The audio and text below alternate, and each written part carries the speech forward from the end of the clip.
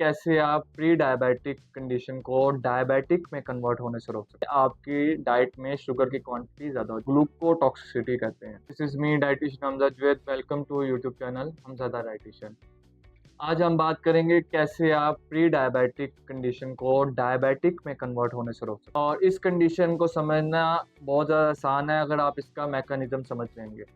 इसका मैकेनिज़्म समझने से पहले एक कंडीशन है जिसे हम इंसुलिन रेजिस्टेंस कहते हैं, इसे समझना हद से ज़्यादा ज़रूरी है। चलें स्टार्ट करते हैं। क्योंकि आपकी डाइट में बहुत ज़्यादा कार्ब्स होते हैं, उनकी क्वांटिटी ज़्यादा होने से आपकी डाइट में शुगर की क्वांटिटी ज़्यादा हो जाती है। वैसे एक normal body sugar level 80 milligram पर डेसीलीटर होता है, जो कि एक चम्मच स्क्वायर के बराबर होता है। और आपकी बॉडी में ब्लड 1.5 लीटर से 2.2 लीटर तक होता है और 1 टेबल ब्लड रेंज को नॉर्मल रखने में मदद देता है। 1 टेबल स्पून ऑफ फट glucose sugar 1 table spoon of sugar, जबकि हमारी डाइट में 31 टेबल स्पून तक शुगर होती है। तो फिर हमारी बॉडी में शुगर लेवल नॉर्मल कैसे होता है?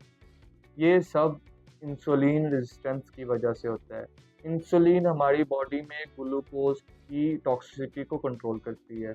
ग्लूकोज की इस टॉक्सिसिटी को हम ग्लूकोटॉक्सिसिटी कहते हैं। ज़्यादा ग्लूकोज हमारी बॉडी के लिए जहरीला होता है और हमारी बॉडी टॉक्सिसिटी को कंट्रोल करने के लिए इंसुलिन रिसेप्टर को बंद करके इस टॉक्सिसिटी को कंट्रोल करती है। Mechanism of insulin resistance. Insulin glucose को सेल में अब्जॉर्ब करने में मदद करता है, लेकिन जब इंसुलिन रिसेप्टर बंद हो जाते हैं तो ग्लूकोज सेल में अब्जॉर्ब नहीं होता, जो कि इंसुलिन रेजिस्टेंस का काम है। इसको आप ऐसे समझ सकते हैं कि जैसे आपने ईयरबड्स लगाए हुए हैं, लाउड स्पीकर लगाया हुआ है और आप पे कोई चीख रहा है और आपको आवाज़ें नहीं आ रही। ये बिल्कुल ऐसा ही होता है कि इंसुलिन रिसेप्टर बंद हो गए होते हैं। अब थर्ड पॉइंट की तरफ चलते हैं जिसे हम कहते हैं blood sugar level and insulin. आपको शायद इस बात का पता ना हो, ब्लड टेस्ट में इंसुलिन रेयर चेक होता है, क्योंकि इंसुलिन रेजिस्टेंस के बावजूद आपके ब्लड में इंसुलिन रेजिस्टेंस शो नहीं होती, क्योंकि आपका पैंक्रियाज काफ़ी ज़्यादा हद तक इंसुलिन प्रोड्यूस कर रहा होता है, जो आपके शुगर को ब्लड से निकाल के सेल में ले जाता है। और ये प्रोसेस 10 से 15 साल तक चल सकता है और ये तब तक चलता रहता है जब तक आपका पैंक्रियाज थक नहीं जाता। अब हम बात करते हैं पैंक्रियाज के ऊपर। जब आपका पैंक्रियाज थक जाता है तो आपके बॉडी में इंसुलिन बनना बंद हो जाती है, कम कर देता है। जब इंसुलिन बनना कम हो जाती है तो आपकी बॉडी में शुगर लेवल बढ़ना शुरू हो जाता है और ये वो स्टेज होती है जहाँ आप प्री डायबिटिक की तरफ कन्वर्ट हो रहे होते हैं। नॉर्मल लाइफ से प्री डायबिटिक की तरफ कन्वर्ट होते हैं। इसके अंदर आपका ब्लड शुगर लेवल 100 टू 125 तक होता है और A1C 5.7 से 6.4% तक कन्वर्ट हो जाता है। और इसके बाद भी अगर आप अपनी डाइट तब्दील नहीं करते तो आपका डायबिटिक में कन्वर्ट होना मस्ट हो जाता है। डायबिटिक डायग्नोज कब होता है? जब आपका ब्लड शुगर लेवल 126 से बढ़ना शुरू हो जाता है और आपकी इंसुलिन बनना ख़त्म हो जाती है, यानी इंसुलिन रेजिस्टेंस हो जाती है और शुगर लेवल भी हाई हो जाता है। ये बहुत ज़्यादा ख़तरनाक कंडीशन होती है और इसके अंदर A1C 6.5% से ज़्यादा हो जाता है। और ये कंडीशन जिसके अंदर के शुगर की क्वांटिटी भी बहुत ज़्यादा हो जाती है और इंसुलिन रेजिस्टेंस भी होती है और ये आपके ऑर्गन्स तक डैमेज करता है।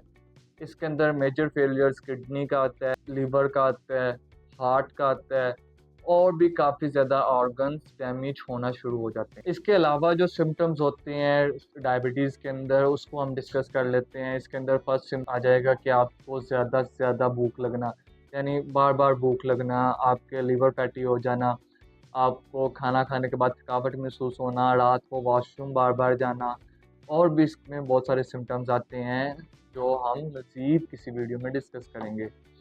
अब हम आगे शिफ्ट होते हैं, वो गाइड करेंगे कि आप कैसे डायबिटीज़ को ट्रीट कर सकते हैं। ज़्यादातर केस में ऐसा होता है कि जब आप डॉक्टर के पास जाते हैं डायबिटीज़ को लेके तो वो आपको मेडिसिन्स पे शिफ्ट कर देता है। मेडिसिन से आपका टेम्परेरी इलाज हो रहा होता है लेकिन मुकम्मल सलूशन नहीं होता। तो जब ये मुकम्मल सलूशन नहीं होता तो आपको इसका कोई इलाज नहीं मिलता। सबसे पहले तो अपने कार्ब्स कम करें, प्रोटीन और फैट की क्वांटिटी ज़्यादा कर दें, जिससे आपके पैंक्रियाज पे लोड कम होगा और आपका पैंक्रियाज थोड़ा-थोड़ा करके स्टेबल होना शुरू हो जाएगा।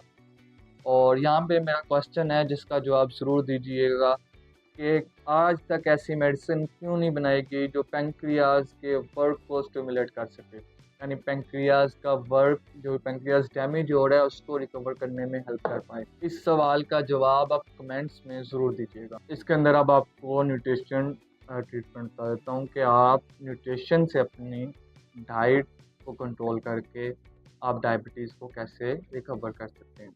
इसके अंदर आपको, जैसे मैंने बताया, कि सबसे पहले आपको कार्ब्स की क्वांटिटी कम करनी है, प्रोटीन और फैट की क्वांटिटी ज़्यादा करनी है। जब आप ये ज़्यादा कर देंगे तो आपकी बॉडी में चेंजेस आना शुरू हो जाएंगी, शुगर लेवल कंट्रोल आना शुरू हो जाएगा। अब आपको मैं सप्लीमेंट्स बता देता हूँ जो आपको इनटेक करने चाहिए ड्यूरिंग अब आपको मैं सप्लीमेंट्स बता देता हूँ जो आपको इनटेक करने चाहिए ड्यूरिंग डायबिटीज़।